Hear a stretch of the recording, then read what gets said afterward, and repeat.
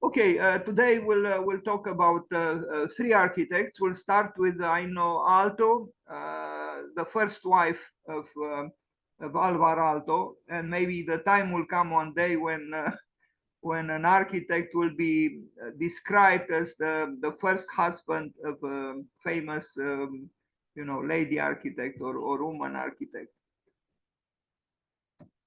So Aino Maria Marcio Aalto, born the 25th of January 1894, and unfortunately she died in 1949, was a Finnish architect and pioneer of Scandinavian design. She's known as a co-founder of the design company Artek, which still produces furniture by Alvar Aalto, and as a collaborator on its most well-known designs. As Artek's first artistic director, her creative output spanned textiles, lamps, glassware, and buildings.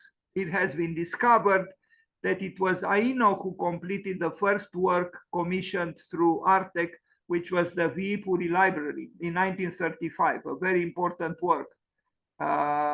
So it's, and unfortunately, I don't think I showed this work here.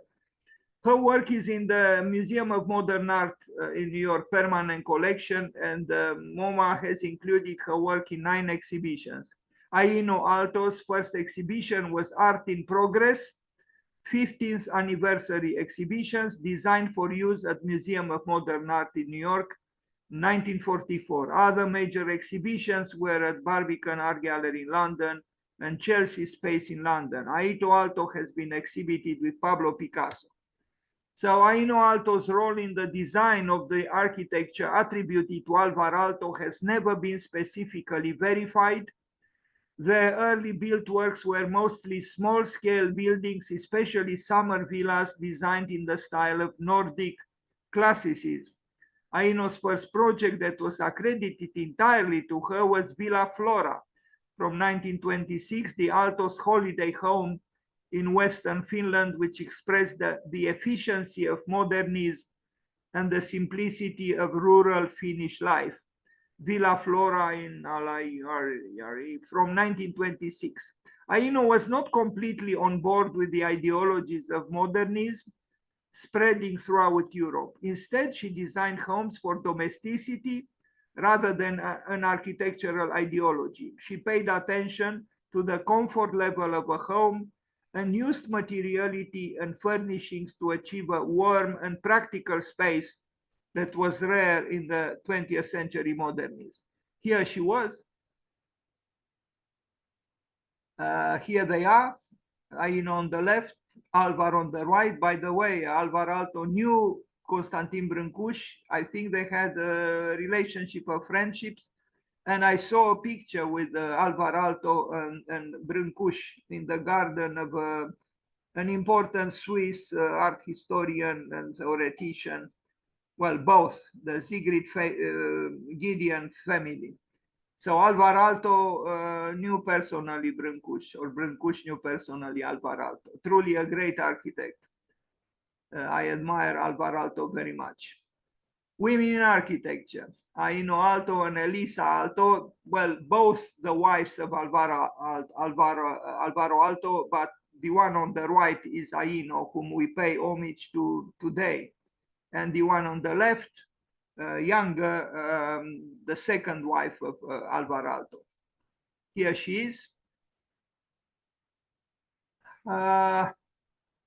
Maybe I should read it. It's no, but again, it irritates me beyond measure that the tab, it covers the first line. I cannot read it, but you can read it. I can see the design of interiors such as the Villa Mairea, great work by the Aalto family, but also furniture for the Paimio Sanatorium, another important work by Alvar Aalto.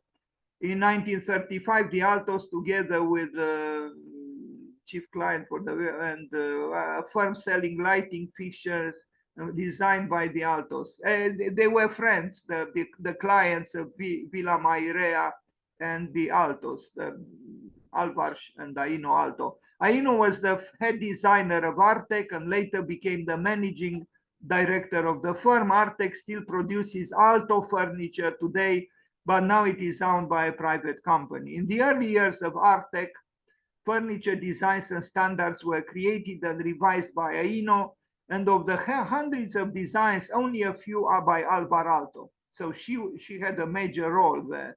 She also oversaw commissions for interiors, lighting, screens, textiles, and other household objects. Under Aino's leadership, Arte completed more than 80 interiors.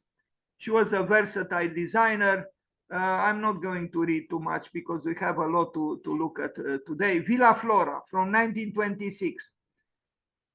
Apparently, she did this building, and I like it very much in its modesty, you know, in its rurality. This was probably the first summer house for Alto and Aino Aalto, and apparently it was designed by her. It was not in any way a modernistic building, and you see, not very well kept, but I like it in its fragility.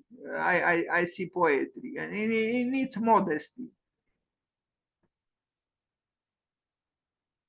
Aino Aalto.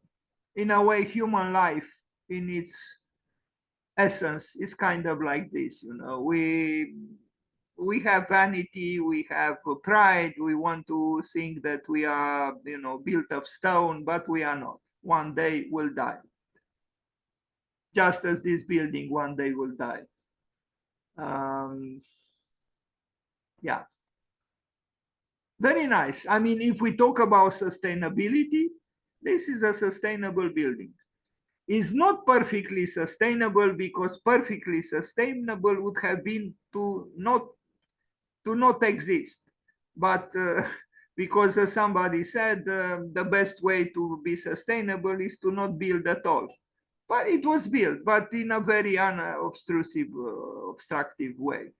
And I like it. I like it very much as such. One can live very modestly and very poetically on this earth without lots of resources and all kinds of you know, human phantasmagorias. Yeah. Plus, today, some people talk about primitive futures. Well, this house could qualify for what we might call a primitive future. You see, you enter from the outside, and the climate in Finland is, you know, rather harsh.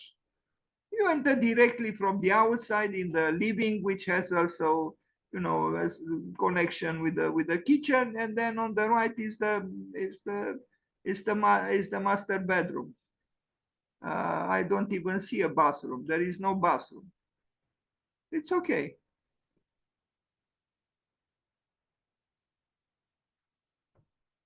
Paimiosa, I have it here, but I don't have the library, I think. But this sanatorium, which is a major work by Aalto, but apparently she played a role in this building. It's a very fine modernist statement here, and it is a famous work in the history of modern architecture. Paimio Sanatorium, 1927, 1929. By the way, 1927, Villa Savoie was built. So at the same time with Corbusier building Villa Savoie, Alvar and Aino Aalto, they built this sanatorium.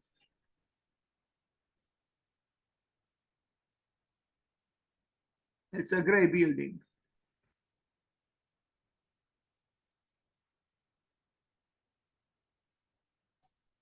Anyway, sorry, I'm not going to read. Now, yes, I'm glad I have the library too. 1935, so 7 years later, they built this, again, a seminal work for the history of modern architecture, this library, Viipuri, and again, she worked together with her husband. Apparently, she had an important role here. This is modern architecture. It's not romantically looking, I mean, romantically backward looking building at all. It's possible that in terms of design, Aalto had a significant role here. Villa Mairea, which I visited and is splendid. I mean, this building is in my opinion, is superior to Villa Savoie by Le Corbusier, because it's so well integrated into the landscape, you know, and it's not a manifesto, you know, it's a real home. It's a large home. It's an opulent house, but it's done with a lot of skill and sensitivity. Villa Mairea, yes. What exactly she did here, I don't know. They work together. They were both architects and they work together. But it's a splendid home.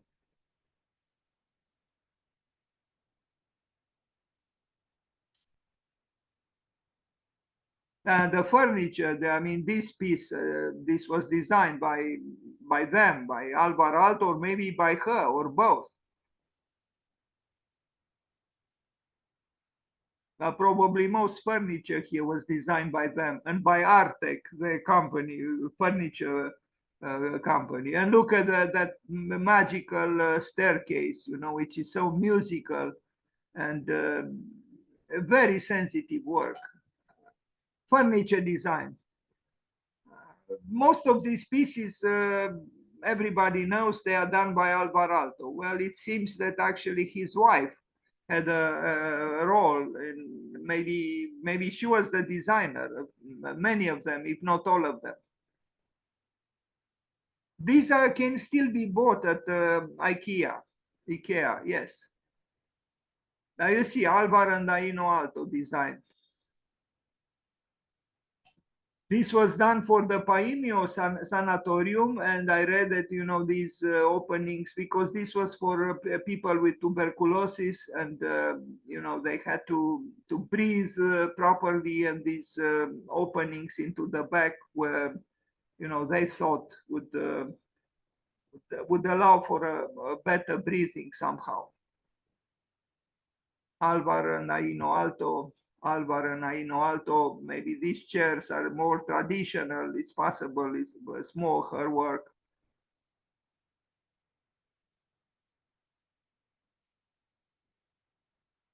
Glassware, and we'll end this short presentation on her, Aino Aalto. A good architect could design anything, a city and an object, or, you know, industrial design.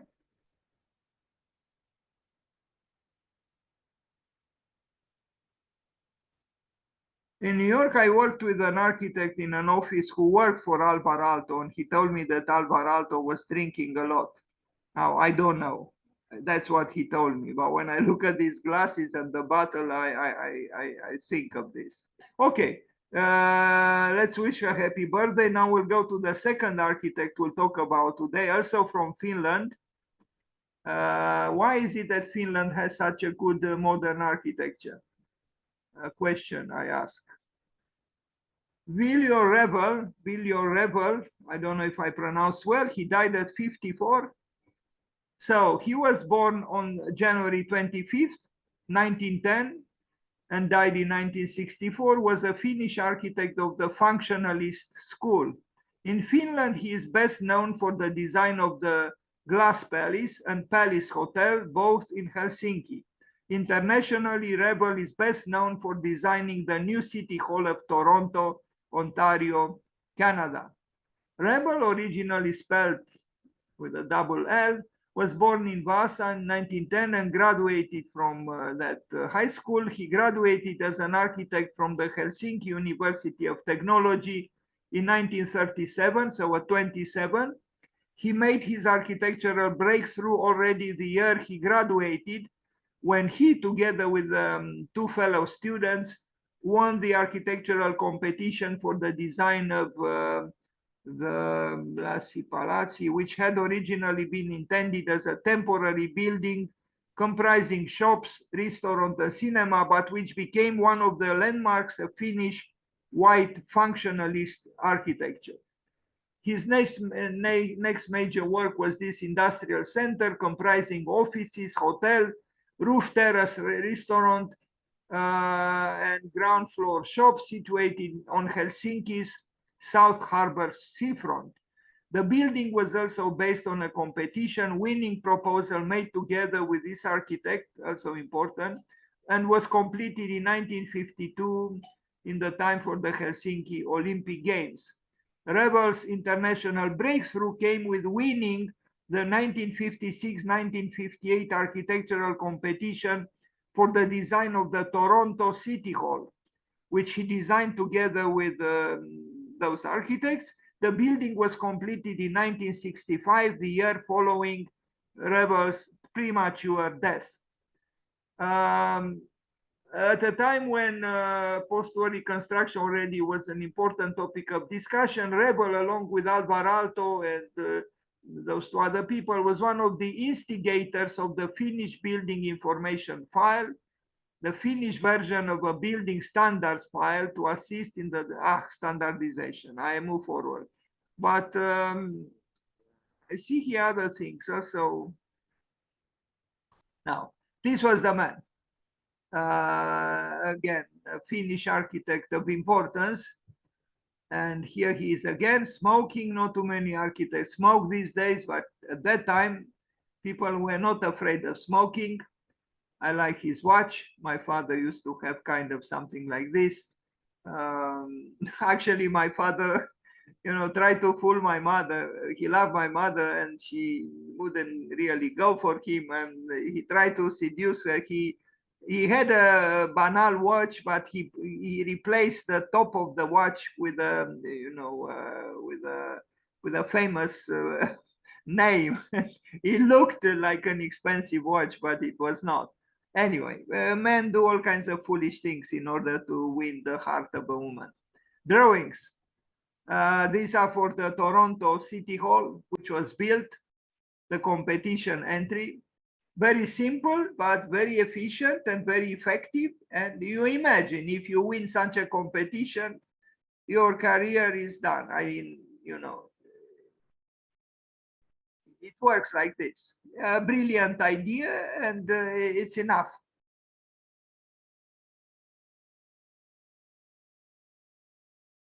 Significant buildings. The Crystal Palace that I read about, 1935. I don't know why it is called palace, but words in the end don't really matter so much. The building still has a certain freshness, functionalist, democratic architecture, nothing, nothing extravagant or flamboyant, but it was 1935, so, a long time ago, but very fine design, as we can see. And it still works. A commercial building, but with some dignity, I would say. Now, an office building, 1939, but I have no pictures, but this one, this chapel, intrigued me, and I couldn't find a lot of pictures, but I like it very much. So this was, I don't know what year, around that time. So he was around 30 years old, I think, when he built this. But I think it's a remarkable building from the few pictures I saw. Here is a model. It's almost Japanese somehow in its elementaries. Very fine.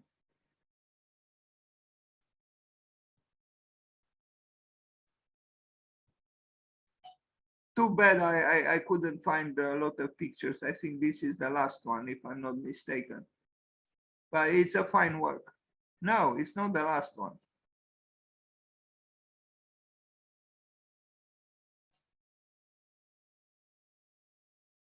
A chapel. And I like very much the aging of the concrete of that facade, the way you see the traces of the rain and snow and so on. Not bad. Not bad, and in a way, Frank Lloyd Wright was right when he was asked, do you believe in God? And Frank Lloyd Wright said, I do, but I spell it nature. So traces of snow and rain are in a way traces of God. the interior. I didn't look at this presentation in some time, and I forgot I have so many pictures. I mean, not so many, but enough to have a better idea about the building. Very, very fine chapel. Now, another Palace Hotel. It's a hotel, 1948. A hotel, a functionalist hotel, called pretentiously Palace. It's a building that has integrity, has dignity, but it was built in 1948. So that is, 52 plus 23, 75 years ago. And it still has a, I don't think it's showing its age in a alarming way. I mean, many people still build it this way. A tower block in Tapiola, 1953, but no pictures. Some houses, well, there are 2 blocks of flats, apartment buildings, also in Finland.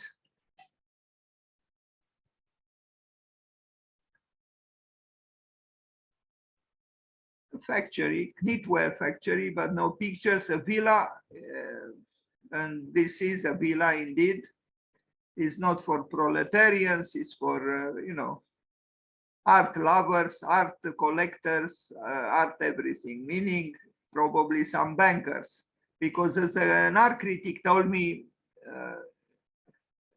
artists talk only about money and bankers talk only about art.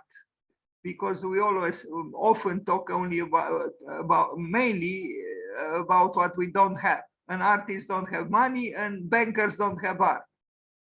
Yeah, indeed. It's probably even a museum now. But who has the money to buy? Like this sculpture is from, I don't know, it looks like Henri Moore. If I'm not mistaken, I'm mistaken. Maybe it's Lipschitz. It's the one on the right here. City center office building in Helsinki, another office building, rather horizontal, but still with some floors, still functioning, still, the background for some publicity. Viljo Revell, the Finnish Ministry of Defense, 1961. Rather stern building for the Ministry of Defense. Finland does need some defense at this time, considering the beloved neighbor, Russia. Office block in Vasa, now called the Revell Center, spelled with a W. It's all this building here. As he was called, a master, a functionalist, white functionalist. Maybe not always white, but you understand.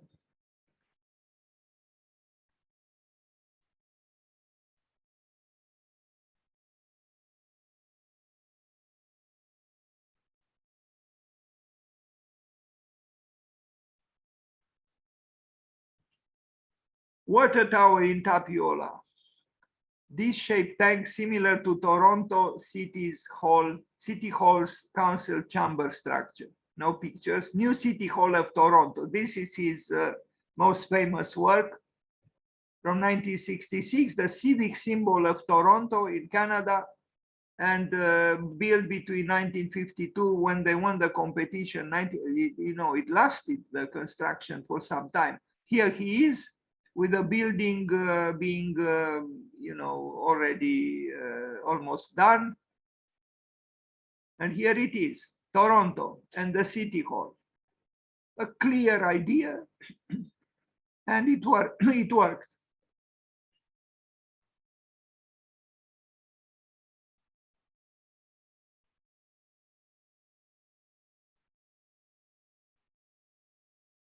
Viljo Revell.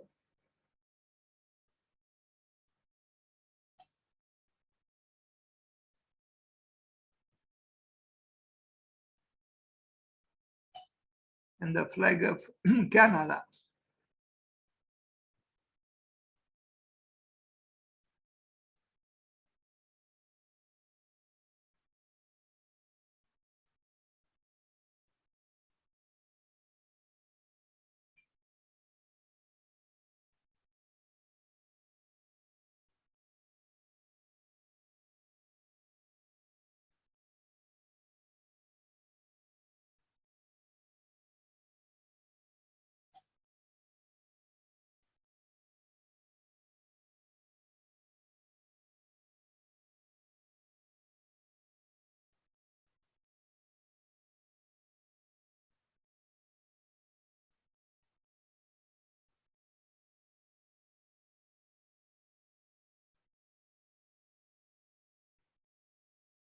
It's an interesting building, actually. When you look at it from here, you know, with you have no windows here. You know, it's just turning this curved back of opaqueness.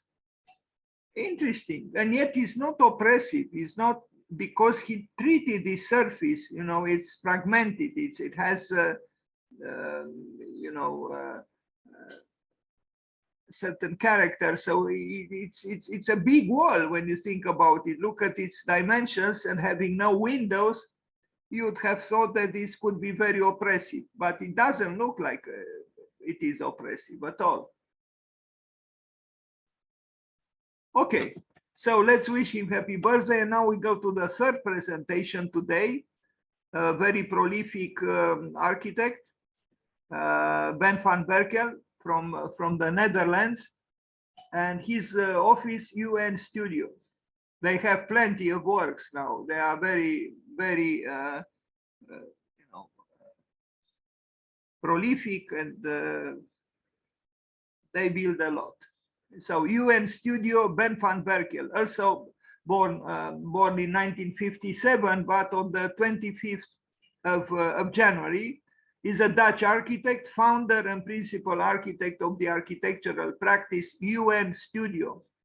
With his studio, he designed, among others, the Erasmus Bridge in Rotterdam, the Möbius House in the Netherlands, the Mercedes-Benz Museum in Stuttgart, Germany, Arnhem Central Station, the Singapore University of Architecture and Design, Raffles City in Hangzhou in China, and numerous other buildings. Ben van Berkel studied architecture at the Revell Academy in Amsterdam and at the Architectural Association in London. Again and again, this magical school, receiving the AA diploma with honors in 1987. In 1988, he and his then wife, Caroline Bos, set up an architectural practice in Amsterdam named Van Berkel and Bos Architectuurbureau, which realized, among other projects, the Carboov office building and the Erasmus Bridge in Rotterdam.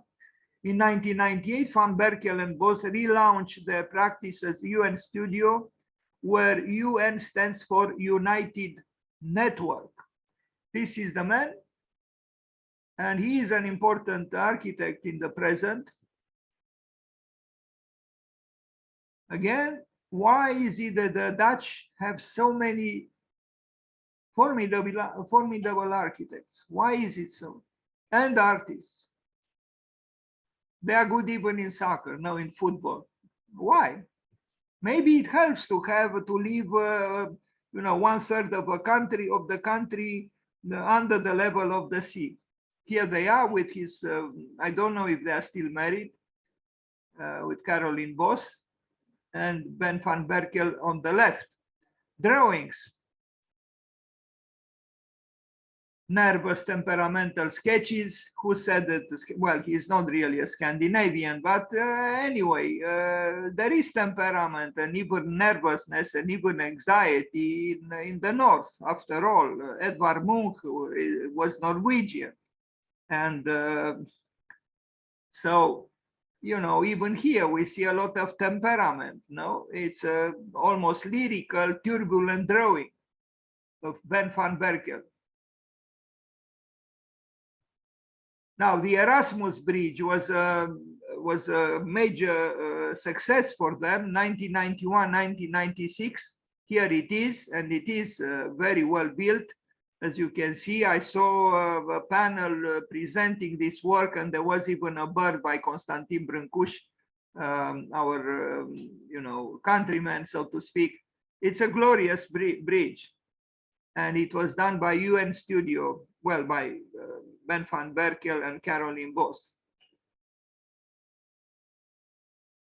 And now in this picture, the towers built by Rem Koolhaas do not show up, but in more recent pictures, they're almost inseparable because they are in close proximity. A very fine bridge, very elegant, and also, you know, sculptural. Ben van Berkel and Caroline Bos. Now a museum in the Netherlands, 1995, 1998, a sketch, and this is the museum. very, you would say very functionalist or, almost international style, but there are subtleties here which differentiate it from the typical international style or functionalist architecture.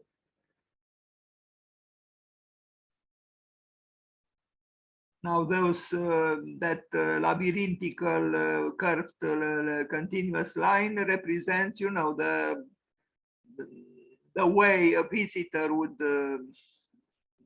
probably, experience the space.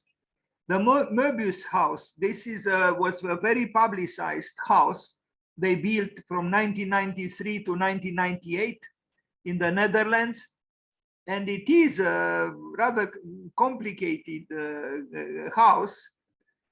And look at the plan where you have some dualities here, like two elements, two prisms in a way that interact in a dynamic way. Otherwise, the expression of the house is not, usually you connect Möbius with a Möbius,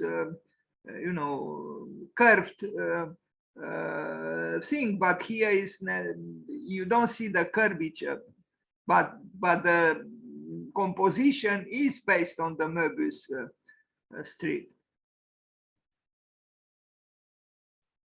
I'm not a great fan of so much glass and concrete, rather dichotomically displayed. In my opinion, a little bit simplistic, but it's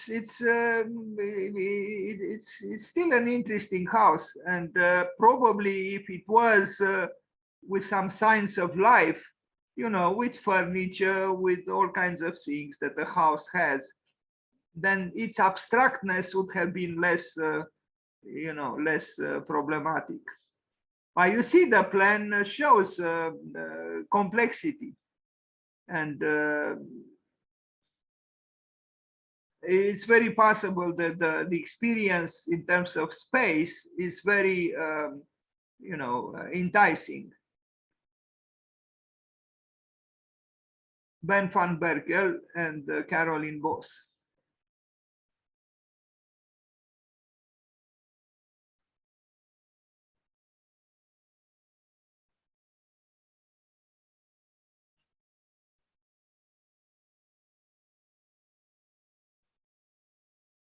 I like the sketches, maybe even more because of the colors, which the building doesn't quite have, but it shows skill and complexity. Deformations. Now we talked about deformations. Well, here we see deformations. Too bad the materials are kind of reduced to two, and the complexity of the drawing somehow is not shown, and it's because of the materiality. But once you begin to have, furnitures, artworks, you see a person there moving, the house begins to have a little more life, but not as much as in Villa Mairea by Alvar and Aino Aalto. I think in terms of what a home is, that celebrated building by Alvar and Aino Aalto is superior. This could have been a museum. A home is a little bit different, should be a little bit different. Music Faculty and Theater in Graz, Austria, 1998-2009. Now you see here, you have the historical context, now the physical context of the old buildings, and here you have the building by UN Studio, which has no relation at all aesthetically to the adjacent buildings. It's fine. You have harmony through contrast. It's okay.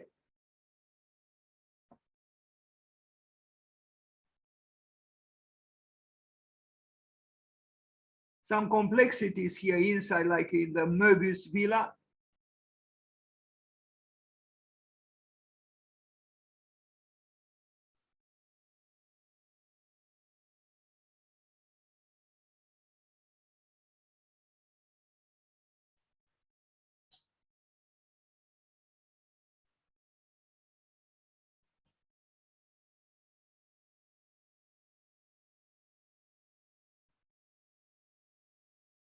UN studio, Graz, Austria.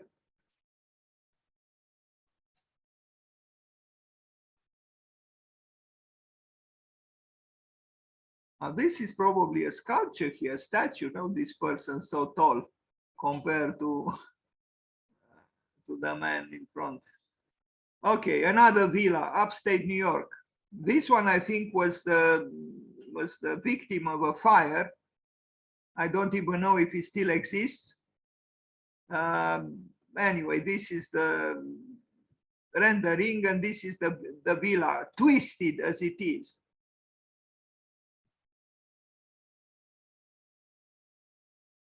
This is, in a way, a manifesto, and they are good at this. But for my taste, it's a little bit cold. No, it's too distant, too aloof in its perfection. Was perfectly executed, but as I said, there was a fire here that I think destroyed the house. High quality glass in the windows. That's why the reflection of the sky and the trees is magnificent.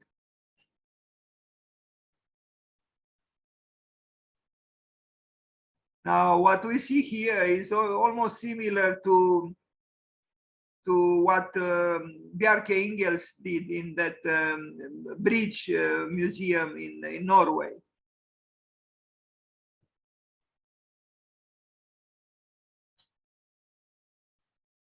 This twisting.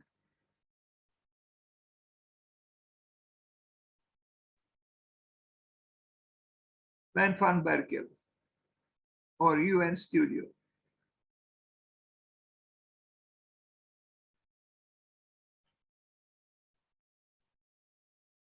Fire destroys UN Studios Villa NM.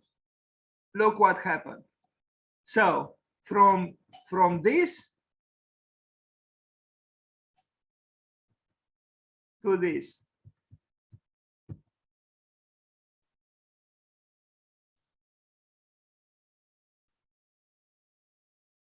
Hard to believe, but this is human life. And such sites can be seen all over Ukraine now, thanks to the great generosity of President Putin and his murderous army. Mercedes-Benz Museum, 2001, 2006.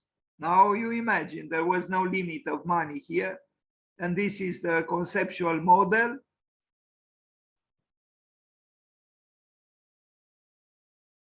All kinds of Möbius strips here.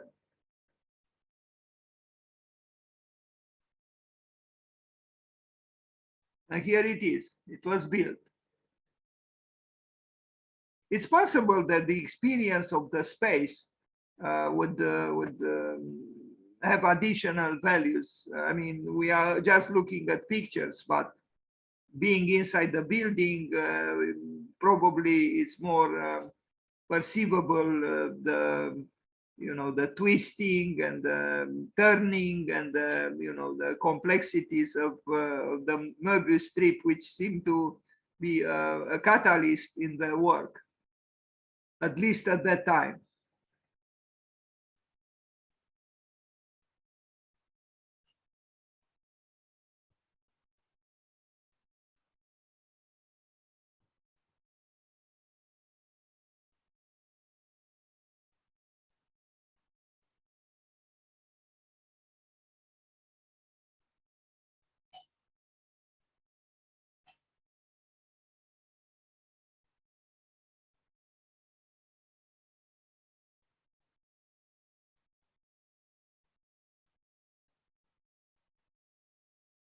To be honest with you, I like more the building during construction than, if we look at this, yes, it is in a way impressive. But here you see, the intricacies, the viscerality of the organism of the building coming into being.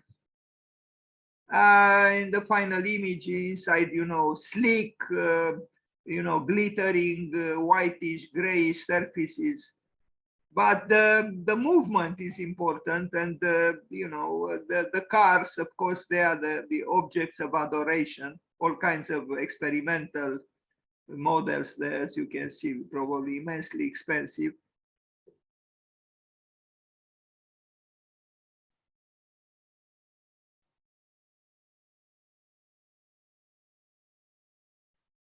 Towards the outside, I'm not really impressed, but you know, it's a building that is a container for you know, a famous car, a notorious car, and it is a container, rather cold. I consider it cold. Theatre Agora in the Netherlands. As you can see, talking about deformations, they are quite capable of manipulating geometry in enticing forms. It's a theater. I actually met someone here on Zoom who worked for Ben van Berkel for UN Studio. We became friends, an architect, a German architect who now is busy building the villa of the headquarters of the vice president of Indonesia. He's together with his wife, Florian, a nice man. I could have invited him to tell us a few things about Ben van Berkel and working for him. A theater. I like this work more than because maybe of the color, but also the manipulation of the sculptural elements of the building, the manipulation of geometry.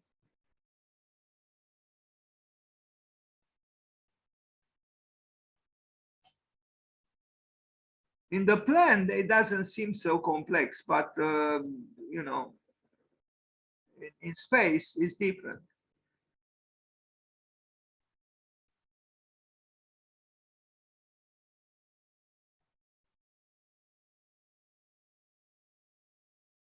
Why is it that the Architectural Association produces so many great architects? Why?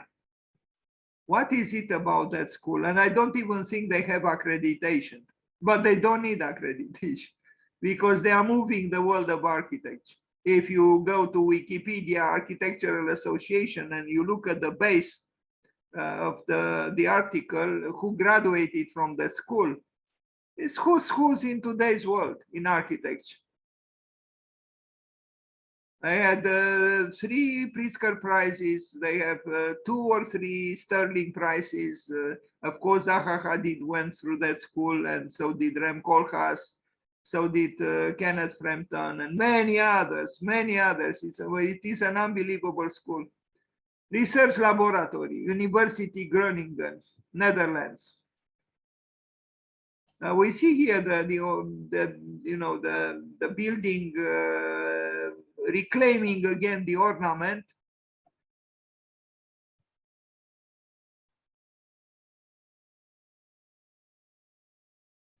They build a lot now. Department store Galleria, Seoul, South Korea, attempts to redefine the traditional typology of such a place as changing societal norms in Asia have led supermarkets to operate as social and semi-cultural meeting places, according to Ben van Berkel. As a result, the project blends the functional aspect of a large-scale commercial store while placing emphasis on maintaining a sense of public space for social and cultural aspects. Well, I don't know what to say about it. It's literally it's about commerce. It's about selling and buying, and culture is, you know, like the works of the artist on the walls of the bankers. But architecturally, yes, there are complexities here, and even at the level of you know, detail, so to speak.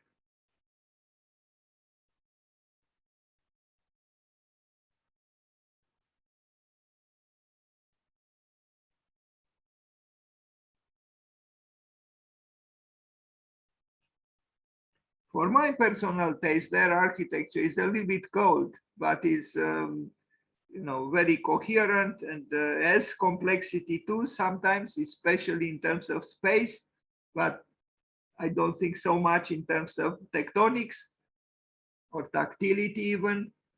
But there are dualities here that bring in a dynamic quality. And this is not easy to achieve, but I think they do. And even this facade, you know, it has its shadows of mystery, so to speak. It has its, you know, its complexity. It's not as simple or simplistic as it might appear at the first sight. US Studio office tower in Amsterdam.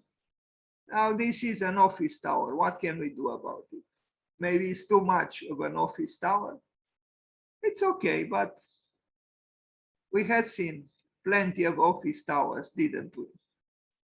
Glass and steel and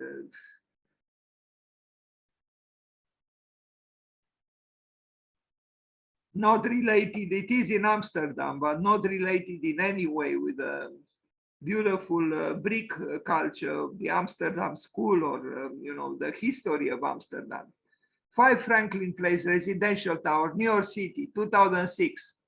When Ben van Berkel of UN Studio first unveiled his vision for 5 Franklin Place, that's the address, the elaborate facade of layered strips offered a dynamic picture of what Tribeca is, a region of Manhattan, newest architectural creation could be, a contemporary take of the area's traditional metal facades of the 19th century. The 20-story residential tower incorporated a series of metal bands that became the building's trademark. The black undulating lines served more than a mere aesthetic as they branched from the building's vertical plane to become spatial entities, providing balconies for residents and even dual functioning as sunscreens. Yet, as Liana Gray shared with Arch Record, Van Berkel's artistic vision may quickly be coming to a halt.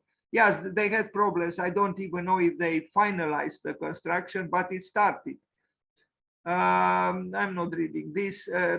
So this is the rendering, and you see in the distance Empire State Building, another rendering.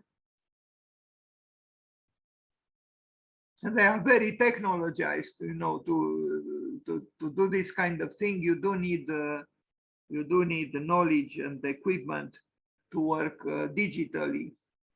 Sources of inspiration for this place: the metal blend facade and drawing by Van Berkel. Now I don't know exactly what is the relation. When was this done? I think in 2000s. So after September 11, but. I still wonder why the inspiration from the Middle East, what appears to the Middle East. Holiday Home Institute for Contemporary Art in Philadelphia, 2006. This is an installation.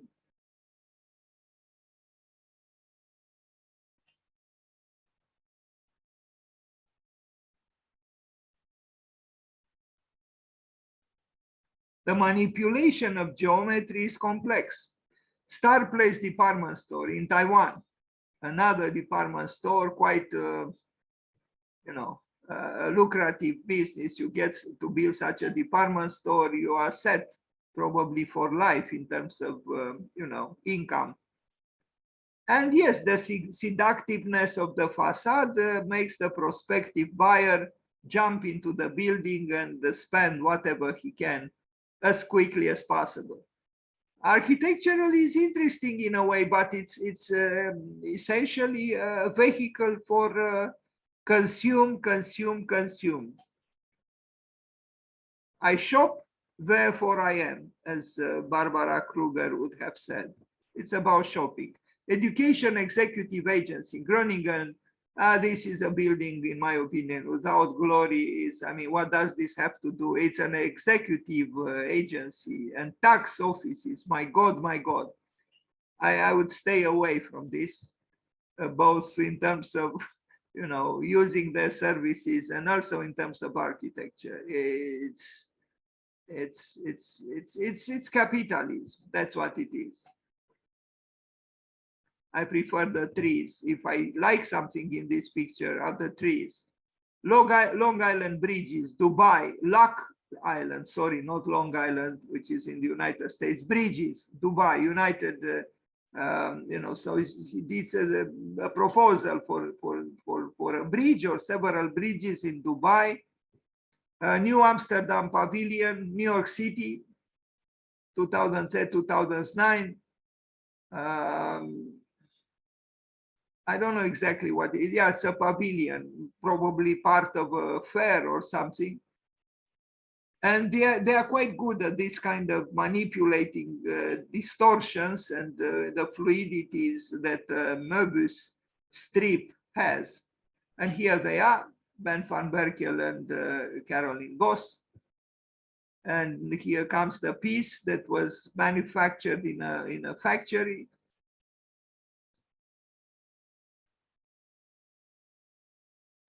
They enjoy themselves.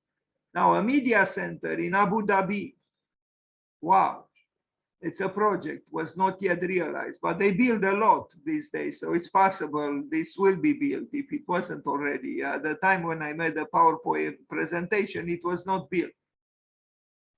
It doesn't impress me a lot. Pavilion in Sao Paulo Art Biennial 2010, another installation indoors. Ben van Berkel or UN Studio with a conceptual you know, I don't know how to call it, with a scheme similar to the Mercedes-Benz museum, but it doesn't, you don't perceive it the same way because it's much smaller. It's a building within a building, a pavilion, but it's smooth and glittering and, you know, almost science fiction.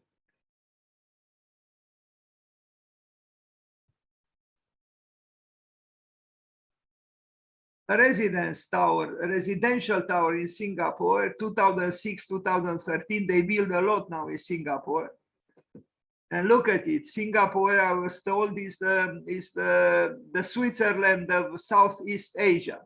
So they have plenty of money. And of course, you know, all kinds of eccentric architects build in Singapore.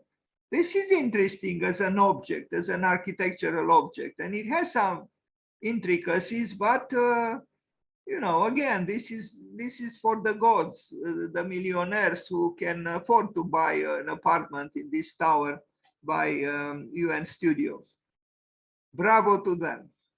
It doesn't move me a lot, and we'll see another work by them also for expensive apartments, also in Singapore. How many apartments are here? Maybe only 2 apartments on a floor. I mean, I look at them, they are huge.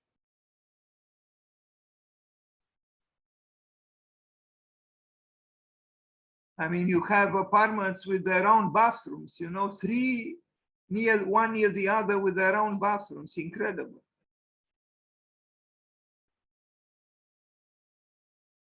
As I said, this building is not for you know, mere mortals or poor mortals now. Shenton Tower, Singapore, again, UN Studio. Look at this. It's perfectly crafted, but somehow, exactly because of this perfection, turns me off. Yes, it is splendid in a way. Yes, it is intricate, but somehow it's artificial and cold. You know, it's not for mortals. I don't think it is for mortals. The mortals are here under the tree, you know, laying on the grass, probably homeless, you know, leaving the shoes here on the grass. I'm surprised that they were allowed to. These are the mortals. These are for the gods. These people certainly do not live in this building. But in my opinion, it's much more enjoyable under the tree than in this maddening perfection.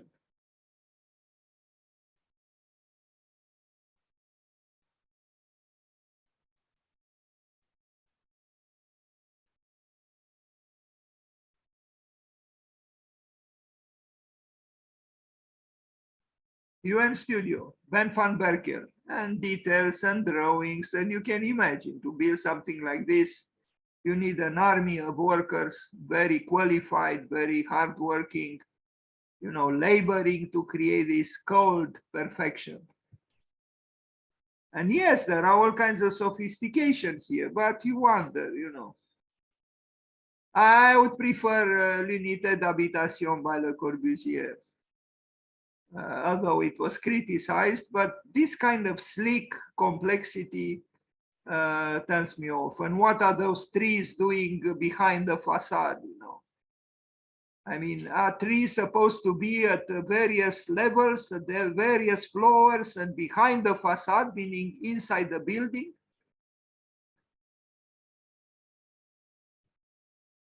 That's not for me. Although I acknowledge its perfection, and but Le Toison d'Or, Brussels, Belgium. Here they try to honor a little bit the Art Nouveau culture of Victor Horta and other Art Nouveau architects and artists. So that's why bridging the abstract and the figurative. Well, the figurative, which connected with the sophistications and the fluidities of the Art Nouveau movement, which was important in Belgium. I think here they did approximately good job. Still, in terms of materiality, I think maybe more could have been done, but in terms of shaping, I think they did something interesting and valid.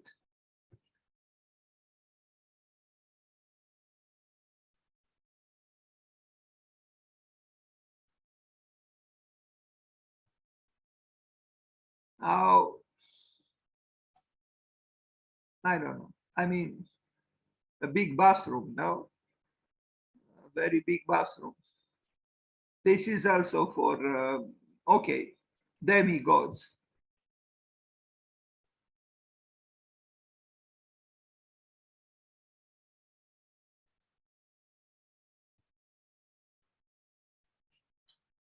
Not the smallest apartment I ever saw, no.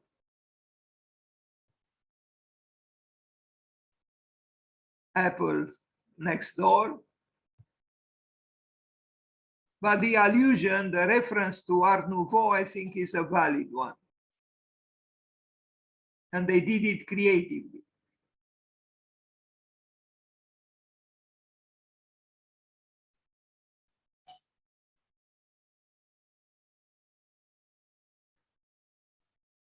Now, this is a pavilion for revolution of the pre-crafted series. It's nice. It's about weaving. It's a woven pavilion, a small and experiment and installation. But I don't know. Let's read a little bit about it. Continuing towards its goal of creating design-forward structures that are available to the public and installable anywhere, Revolution Prefabricated Series has unveiled its latest pavilion designed by Ben van Berkel, founder and principal architect of UN Studio. The limited edition Ellipsicoon, a portmanteau of ellipse and cocoon, is available now through Revolution Crafted website, joining the selection of prefabricated pavilions and single-family home designs by the likes of Zaha Hadid, Jean Nouvel, and Daniel Lipskind.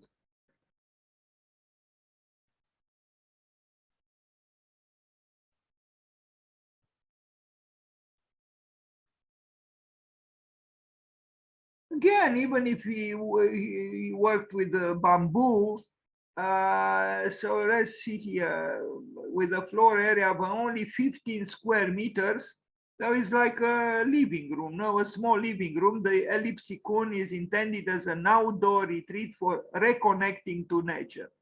The Ellipsicoon Pavilion is a space for the mind, for moments of ephemeral escape, for rumination, or for simply being, says the architect, explaining that the structure is ideal for reading, contemplation, intimate conversation, and solitary restful moments. The woven design underscores this function surrounding those inside with its swooping curved form while maintaining a connection to nature through its gapping openings. But for me, it's still rather speculative design and rather actually not open. Because despite the Möbius presence again and these fluidities, I find it too perfectly done to truly connect with nature.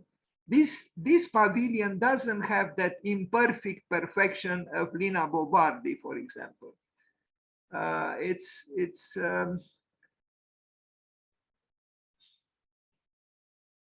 It's still born more from the mind, in my opinion, than from the soul. But it's actually not bamboo. The pavilion's continuous surface is woven from 100% recyclable high-density polyethylene, which evokes the appearance and porosity of wicker furniture with the durability necessary for permanent outdoor installation. While maybe that's another reason why it looks rather cold for me. While most of the fibers are colored a natural brown hue, accenting strands in electric blue emphasize the ellipsicorn's digitally developed contours. The plan of the amoebic pavilion includes an entry space that elevates visitors over a covered sunken seating pit.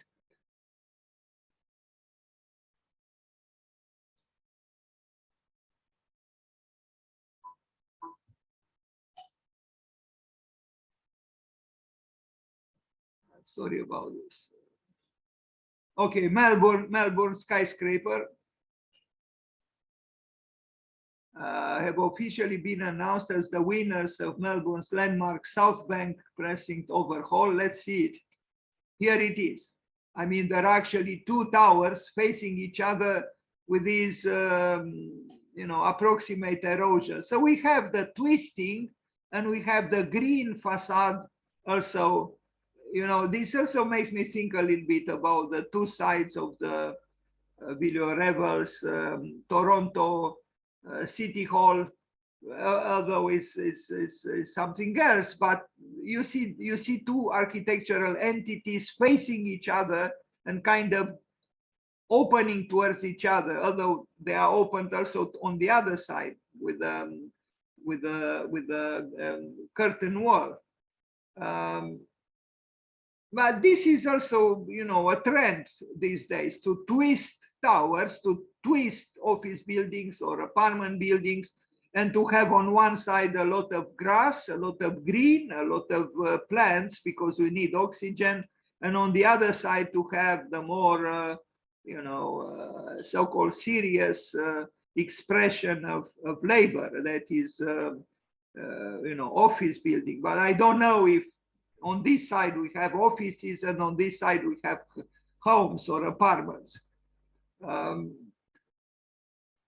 guess, but it's not really, it's rather a trend, these days to do this kind of twisted towers. Bjarke Ingels did it, even Dan Coma, he couldn't miss the boat.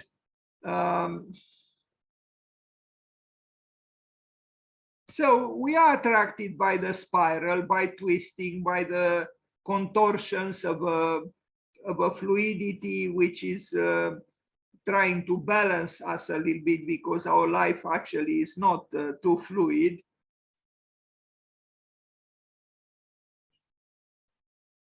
Anyway, it was approved, and it might be that from the time when I created this PowerPoint presentation, the construction began. It's possible because it was approved. But I'm not sure about this tendency to climb our buildings with a forest or with a green. It's our exasperation because we cannot stop building, and then we need the plants, we need the oxygen, we need the ozone. And then, we go with the trees and the bushes all the way up to I don't know what floor. you know, even higher here without asking the plants, do you like this? Now, of course, a more lucid person would say, you know, plants do not think, plants do not answer, plants do not feel, but I'm not so sure.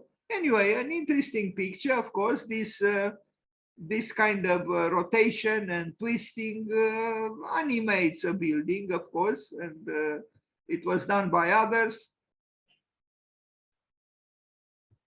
That's it. So let's wish him happy birthday as well. And that's it for today. This was the presentation today. Thank you very much.